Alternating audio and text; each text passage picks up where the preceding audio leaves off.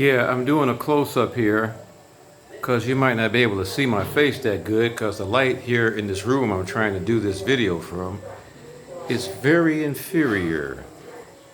And I'm realizing how inferior it is. It's like not good. So I hope you can see me. I'm just gonna put a bow on what I was doing earlier and talking about. Oh, my wife's bringing me dinner. I was talking about the election and how Trump is going to challenge the election in the courts, and even if he does, even if he somehow were successful and the courts ruled in his favor, I don't see any way possible that he can govern the country because the perception has already been laid that he lost the election, and the media is who is the one who tells you who wins and who loses the elections. Maybe I'll get some more light here from this other computer.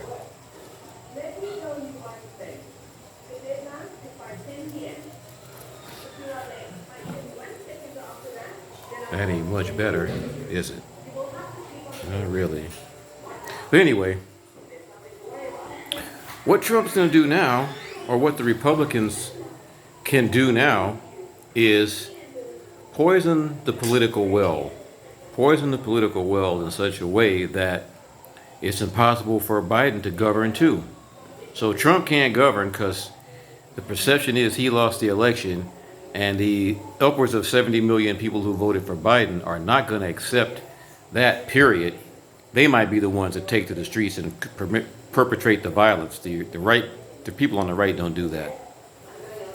But what they're going to do now, perhaps, is, as I say, poison the well, because Biden is not really popular. He's not really respected.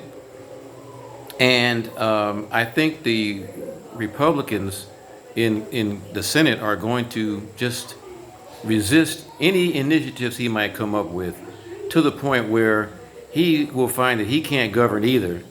And he just might have a hellish 4 years.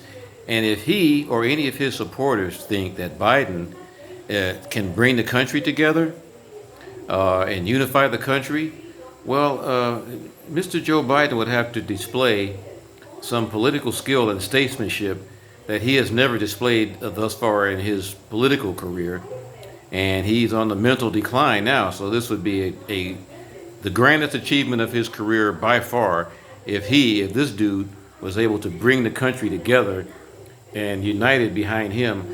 I don't think the country is going to unite behind him whatsoever, because the Republicans are crying foul with this election, and they're not without reason.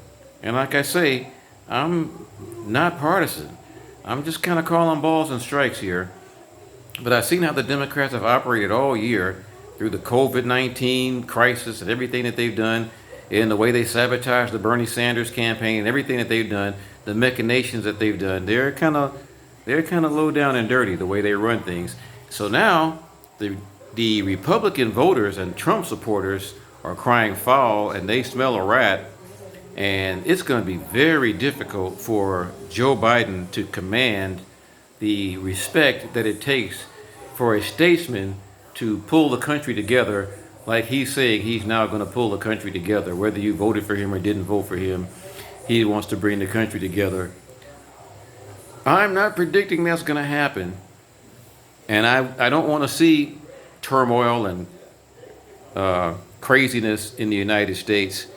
But it looks kind of inevitable, because the way this election went with those mail-in votes, that was a big scam.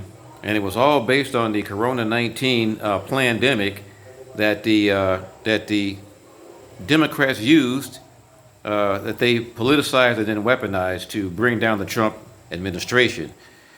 It seems to be successful so far, but to win by that and to win in that manner, is it going to enable them to actually govern and bring the country together?